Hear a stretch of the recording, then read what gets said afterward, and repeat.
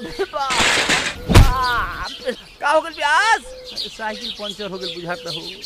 अरे साइकिल है ना, पूरा सिस्टम में पंचर बा। ऐसे मत जा कैसन पातर ब्यास से पाला पड़ गइल बा। छेना दूध बेचे बाबा तारे मर्दे।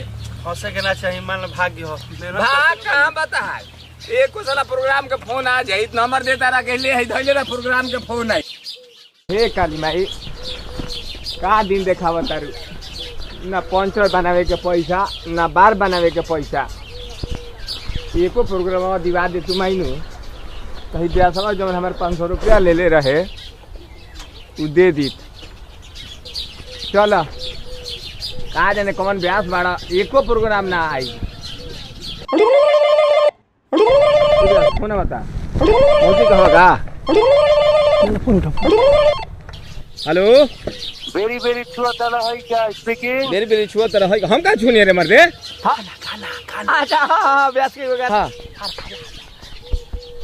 हाँ बोली क्या बात बा? प्रोग्राम करावे के तरह प्रोग्राम?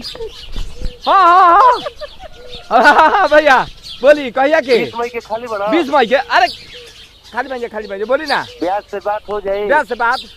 ब्यास तने अभी बिजी बाड़न। बुलेट चलाओ तने, बुलेट। हाँ बड़ी प्रोग्राम के फोन आवता। अच्छा का दे हमनी के खर्चा पानी? अरे ले ली 1500 रुपया। 1500? ए महाराज 25 हजार के तो 4 गो प्रोग्राम छोड़ देनी है। 50 गो तेल पानी पावे वाला ब्याज बा। हाँ? भाई बोलो तो बोलो। कहत हो कि तेल पानी आपको आवे वाला ब्यास बाड़ा सन। मजबूरी बा देखी। ये बॉम्बे से चमेली आवता रही। चमेली आवता रही? हाँ अच्छा कम कर दे चल जाओ। अच्छा ठीक बा ठीक बा। यूट्यूब पे चल जाई। अच्छा ठीक बा। 1500 अच्छा 30 रुपया बढ़ा दी गाड़ी भाड़ा। अच्छा ठीक बा। फाइनल जी एकदम डन एकदम। हमने क्या जाए जा 1530 रुपये में चमेली।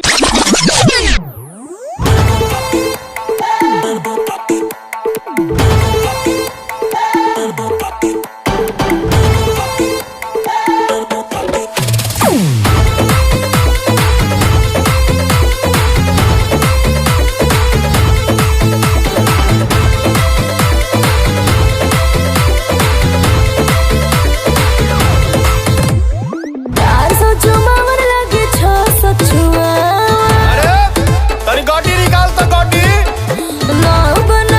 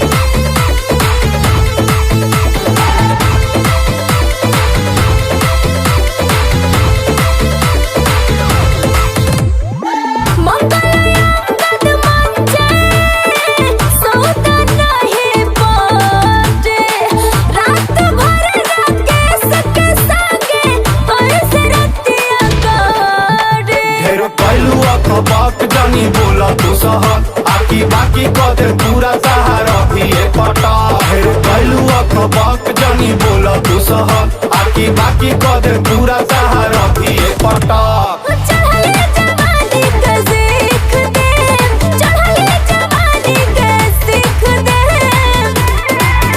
हर 200-400 का हर 200-400 का भीख दे सारा थाना लिख दे 200-400 का भीख दे सारा थाना लिख दे। अरे ओ चमेली अमित मुखिया के हवेली पे मिलो तो। अच्छा